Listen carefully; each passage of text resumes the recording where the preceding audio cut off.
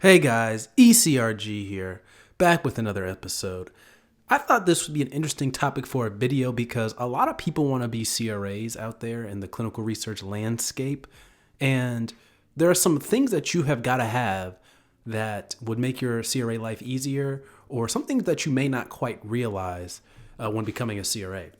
So, first thing is, when you're a CRA, you want to make sure that you maximize your points.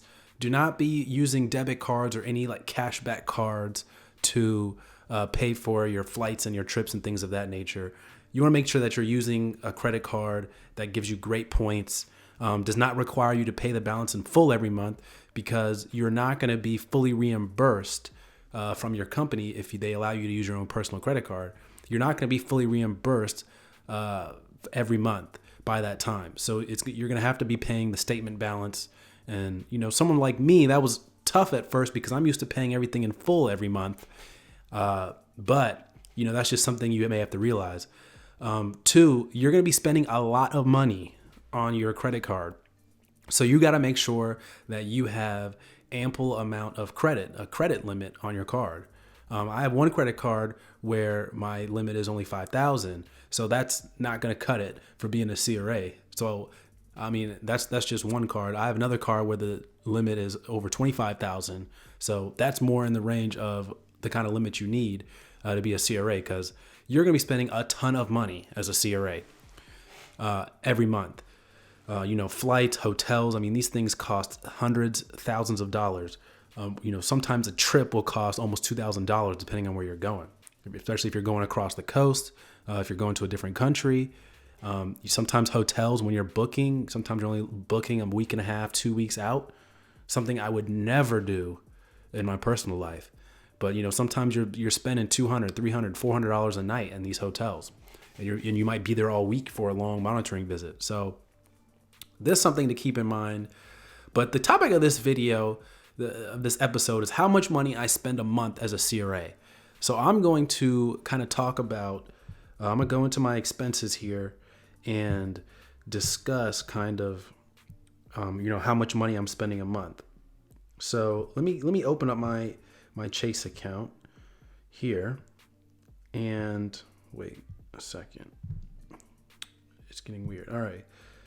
So how much am I spending? How much did I spend last month?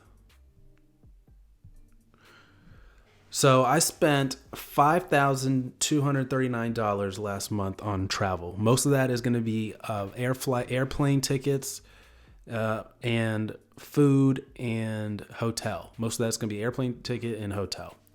So like I was saying before, you're spending hundreds of dollars a month on that. And you're booking these things very, very, you're not really looking out for deals and stuff. You're just booking them when you're able to schedule them. So you're not booking at the cheapest price either. So, sometimes I spent $1,000 on a flight before. I spent $800 on a flight before. Most of the time they try and keep you regional to kind of keep those costs down. And, that really helps to keep the costs down. But, you are going to get reimbursed. So it doesn't really matter per se what the cost is. But you want to make sure that you're following your company's policy when it comes to being reimbursed and everything like that, because you don't want to have to end up, paying for some of the flight. You want to make sure that everything is per policy and things of that nature. So last month spent $5,000, which is not a bad month. That's not bad. And of course, I'm not complaining because I get those credit card points that I get to use for my own personal travel. So that's a pretty good month. And I travel, let's say, about 4 times a month, probably about once a week. About once a week I travel. But obviously sometimes you might be booking flights for the next month during that month too. So that might be coming up in that month. But anyway, the month before that I spent $4,448, which is even less. So I must have not been traveling as much that month. And then the month before that I spent $8,354. So like I was saying before, if I were using my other card, it's a small little American Express card. It's the cashback card. If I were using that card, I would not be able to be a monitor on that. I would not be able to afford that. I would have to I would have to use the company's card if that was my only credit card. And of course, the company card is terrible. Usually it's terrible. You don't get to keep your points or your miles that you rack up. And that's pretty much the major downside. Sometimes the company will pay all those expenses for you. You just have to itemize them and submit your expense report, and they'll pay all that for you. But if you're given the opportunity to use your own personal card, you definitely want to do that. Get the best card you can get, and I'll make some recommendations later, because that's not necessarily the topic of this video. I'm gonna go through all that stuff about being a CRA and things that I've learned, and hopefully people comment down below with some of the things that they've learned also. So then the month before that was a holiday month. That was November.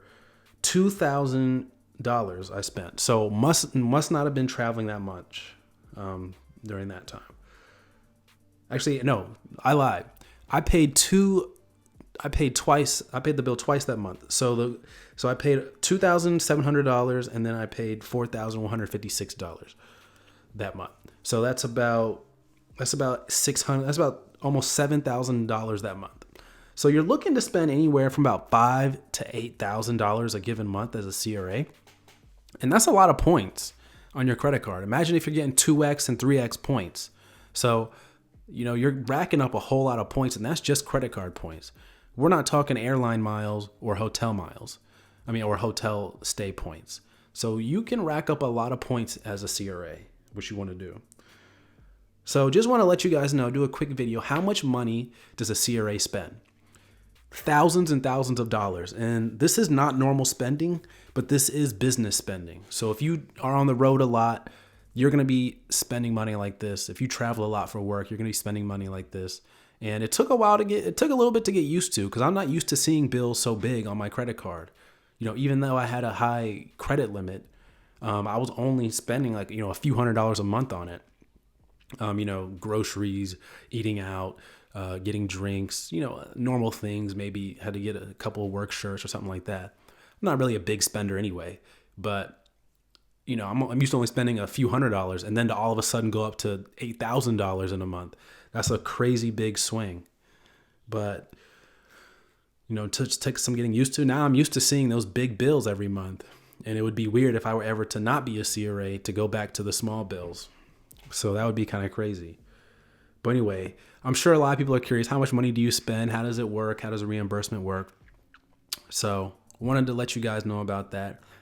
So that's the end of this episode. If any of you guys are interested in any career consulting, any resume review, any interview prep, you can email me, eliteclinicalgroup@gmail.com, for anything like that. Take care, guys.